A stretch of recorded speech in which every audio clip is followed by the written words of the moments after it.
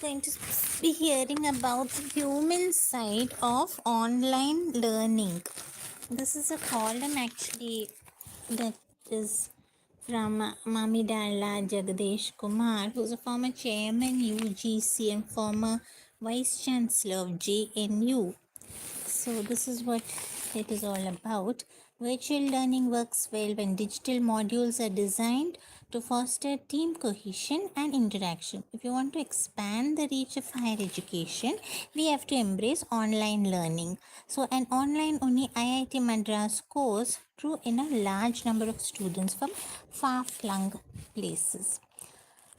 So, teachers, peer connection, informal conversations, and campus life are essential to a student. However, when we think of online higher education, it is not uncommon to face one pertinent question.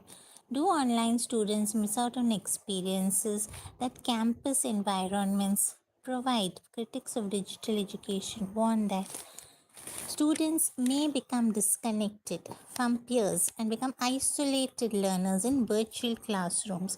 So, are these apprehensions valid, or is there a more hopeful way of addressing such doubts? Cognitive research suggests that group cohesion, the sense of belonging within a learning community, remains intact when classrooms transition to virtual learning. So, carefully designed digital programs can create new kinds of bonds. Researchers at the University of Hong Kong found that students in online collaborative projects exhibited levels of trust and participation which is comparable to, and in some cases even stronger than, those in physical classrooms. So, psychologists refer to this as group efficacy. Team building activities play a very central role in technology enabled programs. Debates, solving problems together, or making shared notes are easy to integrate into the online activities.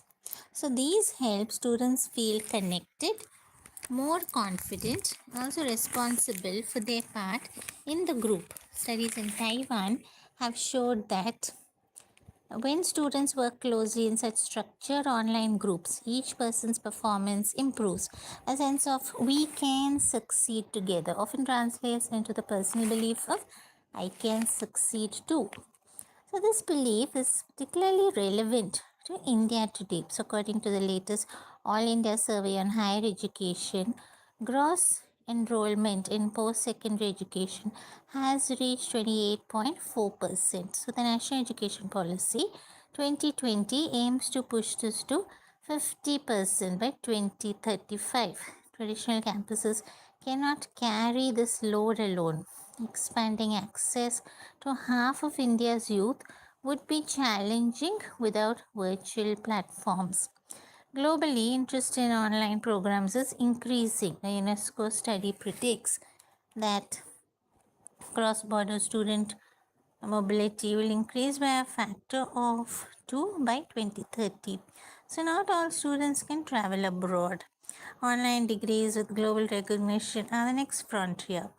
In India, the University Grants Commission has already approved over 100 universities to offer fully online degrees with the same status as offline ones. So the Swayam platform has registered more than 3.5 crore learners. With quality design support, India can attract thousands of learners from developing nations too.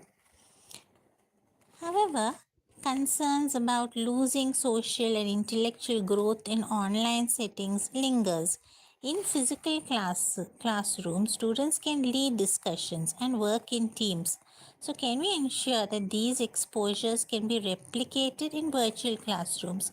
Recent research says yes, students do not feel isolated when universities invest in virtual mentorship circles, breakout discussions, and interactive projects. On the contrary, they can feel more exposed to diversity. A learner in Kerala can team up with another in Punjab, moderated by a teacher in Delhi, while contributing to a project with a student joining in from Singapore. India is uniquely placed to lead this change. Our digital public infrastructure has already transformed how we perceive identity and finance. So, teachers are accessing high quality resources on platforms like Diksha or digital infrastructure for knowledge sharing. The same approach can shape online higher education. AI adaptive tools can track a student's performance real time. It can then adjust the level of complexity. So, this moderation is impossible in a lecture hall with a large number of students. Intelligent systems also support group projects. AI can ensure balanced teams by pairing students with complementary strengths in virtual platforms. So, none of this means virtual classrooms do not have hurdles. Universities need to design online courses that are engaging. The responsibility is clear. Online learners should not be treated as passive participants. Course instructors must build virtual communities where students become engaged through shared learning. Teachers should know how to manage online discussions and encourage student participation. Assessments must include collaborative exercises. Otherwise, students may log in, watch a lecture, but not learn much. Take an example from IIT Madras in 2021. It launched an online BSc course in data science, the first fully online degree program that was offered by an IIT. Many thought such a step might dilute the prestige of the IIT brand. The opposite happened. Within 2 years, more than 17,000 students had enrolled, including those from metros as well as towns and villages. Some were working professionals, some school leavers, and other mid career learners seeking to upskill. What is the larger implication for India? Expanding access to tertiary education is about creating citizens who can think critically, debate respectfully, and collaborate effectively in both physical and digital worlds. We can use virtual classrooms to prepare our youth for an increasingly complex world.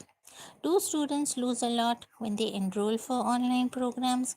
Academic findings and experiments suggest otherwise.